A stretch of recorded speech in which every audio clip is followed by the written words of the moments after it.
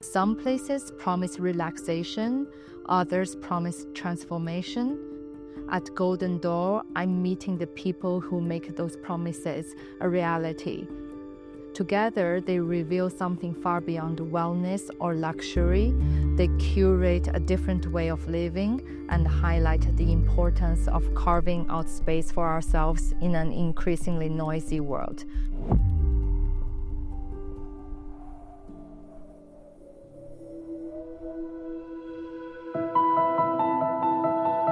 Tucked away among the hills of Southern California, Golden Door offers a place built around the belief that true well-being comes from movement as well as stillness.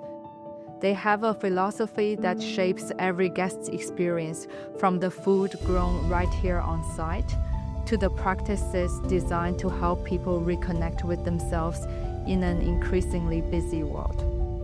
To begin my visit, I am sitting down with Kathy Van Ness, Golden Door's general manager, to understand their vision. Could you tell us the original story of the Golden Door and why it looks so special here? Well, the Golden Door was originated about 75 years ago. It's one of the only places where you can come and sort of re-find yourself, recharge, get away from toxins. It was literally created to change people's lives. Being peaceful today in a very hectic world is your number one most important thing for longevity. When you come into Golden Door, it's a week program. All our guests come in together. But here, because of the way we curate our business, everybody knows each other. And every night when you meet in the dining room, the same guests are congregating back again, creating literally a sense of community. So you're working out in the morning, using somewhere about 5,000 calories, let's just make it an average all morning. You're with your personal trainer. You've already met your guest services person, you've already talked to your pre-arrival person, so we already know a little bit about you before you come, which is very important to know what the reasons are. Incredible services, incredible staff that's gonna take hold of you for the whole week. You're gonna change, happens every single week. What do you think is special about Golden Door's method? You have to look at the staff. The staff has to be, it's a really high quality, highly educated staff as far as wellness and healthcare. And you pull together all the staff, some of the staff members have been here for 20 years, 30 years, highly experienced and trained. My first impression is when I see the door outside, it's very discreet, Very it's secret. not like you know what it is, and then when you walk in, you're like, oh my God. It's not like bragging in your face. You're not meant to be. And that's exactly how the staff is. It's not about flash, it's about quality. It's a huge resort, and also to have 250 staffs is a lot of financial stress. Yep. So to run such successful resort, what did it take to maintain such a high quality business? It's all about the people. If everybody has good metrics and good plans and good standards, it just happens. I do literally walk around sometimes and say, wow, remember something about hotels. A hotel is open 24 hours, 7 days a week, 365 days of the year. I love this property. I love my staff. I love my guests. And take care of them, because while they're working for you, their life is in your hands. Your success comes from how you get to take care of them. That's probably one of my greatest achievements and my greatest things that I love, is making sure that the staff is recognized and taken care of and grows, and that their life grows, their salaries grow, their positions can grow, and they know that. Is there anything we can do at home that will help us to living a happy and more fulfilled life in good health? 2 easy things: pause and walk. When you wake up in the morning, I don't care if it's 15 minutes, go outside and walk around. I don't care if you're in an apartment building, a condominium, I don't care. Go walk outside for 15 minutes. It doesn't take hours. If you did it every single day for just 15 minutes, find something beautiful to look at, pause and look at it, and go back and start your day. You could be meditating right here. You get done with this interview and look outside to this beautiful cherry blossoms blooming. You have a hummingbird that's been flying by us all morning. You, just by pausing and looking at that for 15 minutes, your whole self will calm down. Just talking about it will.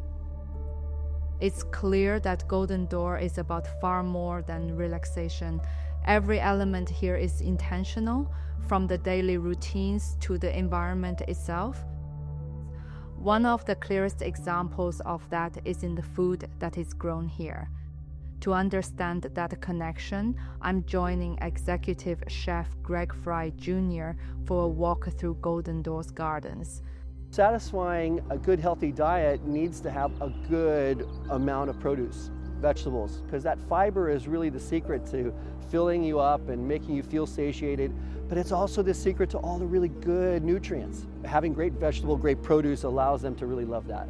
The tomato gets its flavor from the soil, the microbiology in the soil. The key goal to a great tasting tomato is thousands of organic compounds in the soil, and if your soil isn't healthy, your tomato is not going to taste as good. And it's like having great wine. Great wine grapes come from places where they have great terroir, great soil, that the vines had to struggle. Tomatoes are just the same. And is there any dietary rules or dietary habits we can adapt at home?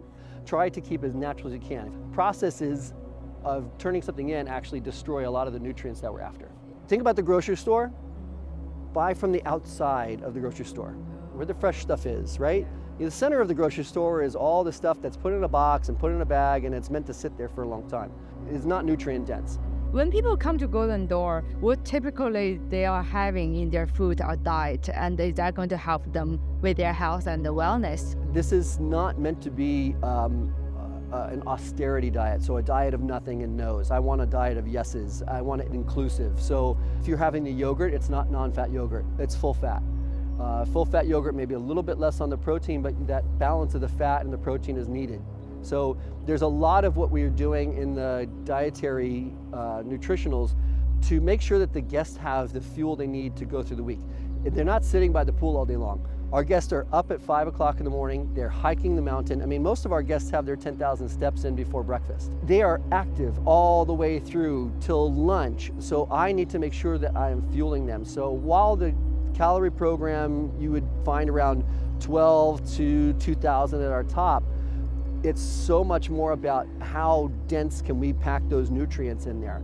I want my guests to sit down, eat a very satisfying meal, and still feel that they can get up from their chair and go do the next class. Eating healthy, eating clean is important. Feeling satiated is important for your mind and your body and your soul. Nobody wants to eat a diet that is not fun to eat. Walking through the gardens with Greg, I see how food is part of a wider philosophy of the Golden Door. That idea of slowing down and reconnecting runs through every aspect of the experience. And nowhere is that more apparent than in the therapies that they offer. I'm meeting with Kumiko Katherine to experience a sound bath and learn how sound becomes a tool for quieting the mind and creating space for calm. Kumiko creates immersive layers of sound designed to encourage relaxation and focus. I'm curious to discover how something as simple could have such a profound effect on the way we feel. Could you tell us what is sound bath and why it's good for us? Sound bath is for me a guided meditation. Someone will take you to your brain wave to alpha wave. When we are functioning everyday life, our brain is beta wave, which is doing the chore, paying the bill, and so forth.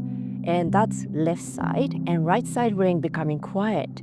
When you come out from the sound bath, most people feel released, relaxed, and deeply sleeping. And what do you think make a difference for you after you practice sound healing for so long? People coming here a little bit tense and irritated. I can feel the energy because I'm doing this for a long time. Then when they finish, their eye is brightened and denominator changed, like a softened, and they are very grateful of how they are relaxed. We are all guilty of the scrolling and the texting and all the time. It's very difficult. So that's why I always ask my client to just close their eyes, drop the phone, and let's try it. Close the eye, and through the nose, inhale towards the crown of the head. And through the nose, exhale slowly. Breathe in gratitude. Breathe out, let go. Breathe in gratitude. And breathe out, let go. A couple times.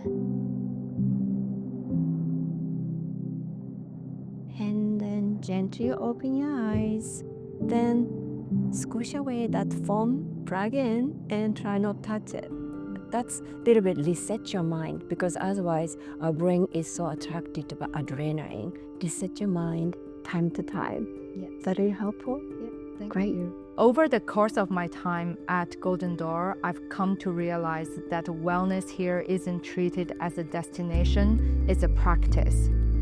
Through Kathy's insight into the philosophy of the place, Greg's connection between nourishment and the land, and Kumiko's exploration of sound and stillness, a common thread emerged: the importance of creating space to reconnect with ourselves. Thank you for watching this new episode of Humanware Project. So that we can bring out more amazing content like this one to you, please like and subscribe. Your support means the world to us.